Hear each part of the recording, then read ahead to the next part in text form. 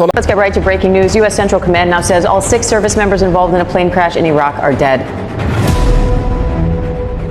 ሰላም ጤና ይስጥልን የአክብሮት ሰላምታችን በእያላችሁበት ይድረስ እንደምን አላችሁ እስራኤልና አሜሪካ በጋራ ሆነው ወታደራዊ ዘመቻን በኢራን ላይ ከከፈቱ እነሆ 14 ቀናት ያለፉ ሲሆን እጅ አልሰጥም ያለችው ኢራንም ከባባድ ጥቃቶችን በእስራኤልና በአሜሪካ ጦር ላይ እየወሰደች ትገኛለች ከዚህ ግጭት ጋር ተያይዞ በርካታ መረጃዎች እየወጡ ሲሆን እኛም ለዛሬ ተከታዮቹን መረጃዎች ወደ እናንተ ለማድረስ ተገኝተናል ዛሬ ከምንመለከታቸው ጉዳዮች መካከል The US says it's targeted Iranian mine-laying vessels in the Strait of Hormuz. ኢራን በሆርሙዝ ሰርጥ ላይ የባህር ውስጥ ፈንጂዎችን እየቀበረች መሆኑን የአሜሪካና የእንግሊዝ ባለስልጣናት ገልጸዋል። የኢራን ጦር የሆርሙዝ ሰርጥን ተቆጣጥሮና ከአሜሪካና ከእስራኤል ጋር ያለውን ግጭትም በበላይነት ይዞት እንዲቀጥል በሆርሙዝ ሰርጥ ላይ ፈንጂ መቅበሩ ወሳኝ እርምጃ ነው እየተባለም ነው።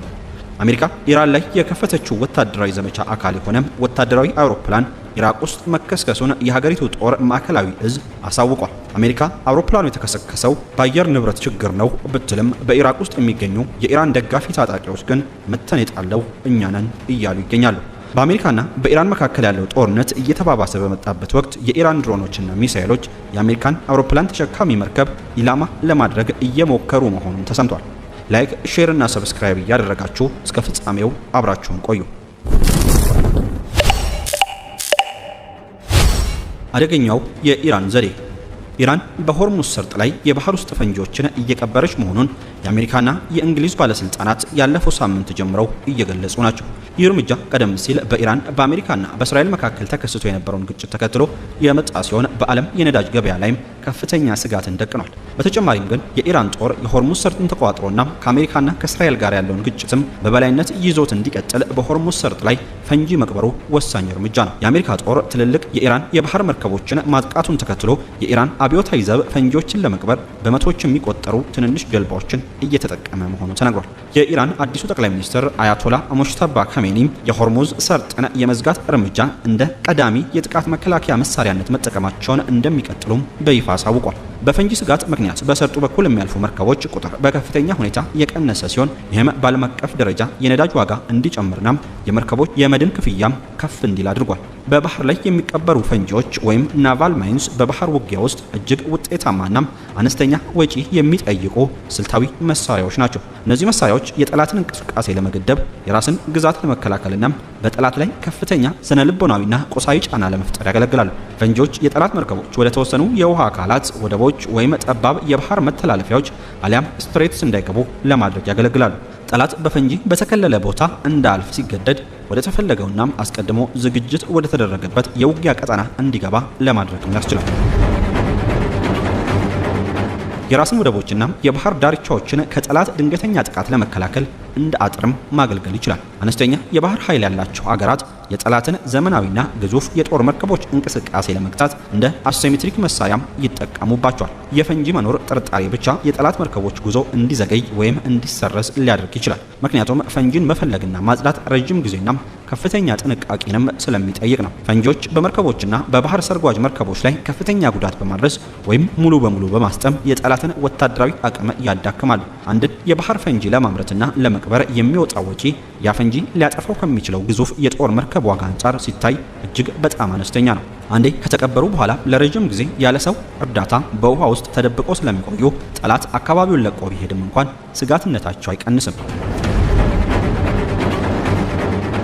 Let's get right to breaking news. U.S. Central Command now says all 6 service members involved in a plane crash in Iraq are dead. የአሜሪካ ወታደራዊ አውሮፕላን ተከሰከሰ።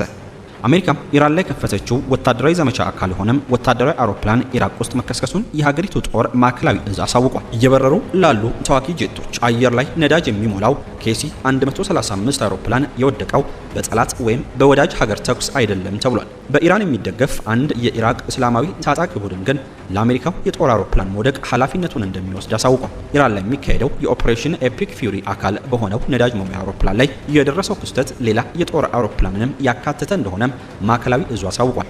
ሁለተኛው አውሮፕላን በሰላም እንዳረፈም ተገልጿል። ማዕከላዊ እዙ ባወጣው መግለጫ በኦፕሬሽን ኤፒክ ፊውሪ ወቅት በወዳጅ ሀገር የአየር ክልል ውስጥ ክስተት አጋጥሟል ሲል የጦር አውሮፕላኑ የኢራን ዘመቻ ላይ እንደነበር አመላክቷል። አውሮፕላኑ በተከሰከሰበት ምዕራባዊ ኢራቅ ውስጥ የነፍስ አድን ጥረት እየተደረገ እንደሆነ ታውቋል። አውሮፕላኑ ሲወድቅ በሰዎች ላይ የደረሰ ጉዳት ስለመኖሩ እስካሁን ድረስ አልተገለጸም። በአሜሪካ የቢቢሲ አጋር የሆነው CBS ኒውስ በበኩሉ አውሮፕላኑ ውስጥ የነበሩት ወታደሮች በምን አይነት ሁኔታ ውስጥ እንደሚገኙ እንደማይታወቅ ዘግቧል። የዜና ወኪሎቹ ሮይተርስ እና አሶሺየትድ ፕሬስ ግን ቢያንስ 5 የአሜሪካ ሰራዊት አባላት በተከሰከሰው አውሮፕላን ውስጥ እንደነበሩ ምንጮችን ጠቅሰው ዘግቧል። በኢራን የሚደገፍ ታጣቂ ቡድን ክንፍ የሆነው የኢራቁ እስላሚክ ሬዚስታንስ ቡድን ባወጣው መግለጫ ግን የጦር አውሮፕላኑን መትቼዋለሁ ማለቱን ሮይተርስ ዘግቧል። ቡድኑ በመግለጫው የሀገራችንን ሉዓላዊነትና የአየር ክልል ለመከላከል ሲባል KC-135 የጦር አውሮፕላንን መትቼ ጥያለሁ ሲል ገልጿል። የወደቀው ነዳጅ ጫኝ አውሮፕላን በጦርነቶች ውስጥ ከፍተኛ ሚና አለው። ተዋጊ ጄቶችና ቦምብ ጣይ አውሮፕላኖች ረዥም ርቀት ተጉዘው ኢላማዎችን በሚመቱበት ወቅት ተገቢው ነዳጅ እንዲኖራቸውም ያደርጋል። የነዳጅ አቅርቦት የሚጠይቁ በርካታ ጄቶች በተመሳሳይ ጊዜ አየር ላይ በሚሆኑበት ወቅት ግዙፍ የሎጂስቲክስ ዘመቻ ያስፈልጋል። እንዲህ አይነቶቹ አውሮፕላኖች እየበረሩ ወዳሉ ጄቶች የነዳጅ ማጣራቀሚያ ተጠግተው ነዳጅ ያስተላልፋሉ። አየር ላይ ነዳጅ የማስተላለፍ ሂደቱ በርካታ ደቂቃዎችን ሊወስድም ይችላል። ኢራን የአሜሪካንን መርከብ መታች። በአሜሪካና በኢራን መካከል ያለው ጦርነት እየተባባሰ በመጣበት ወቅት የኢራን ድሮኖችና ሚሳኤሎች የአሜሪካንን አውሮፕላን ተሸካሚ መርከብ ኢላማ ለማድረግ መሞከራቸው ተገልጿል። የአሜሪካውን ግዙፍ የአውሮፕላን ተሸካሚ መርከብ USS አብርሃም ሊንከንን በኦማን ባህር ላይ በሚሳኤልና በድሮን መምታቱንና መርከቡም ጉዳት ደርሶበት አካባቢውን ለቆ መሸሹን ገልጿል። ይሁን እንጂ የአሜሪካ ማዕከላዊ እዝ ወይም ሴንትኮም ይህንን ዘገባ መሰረተ ቢስ ሲል አስተባብሏል። የኢራን መንግስታዊ ሚዲያዎች እንደዘገቡት መርከቧ በባላስቲክ ሚሳኤሎች ተመታ ከጥቅም ውጭ ሆናለች።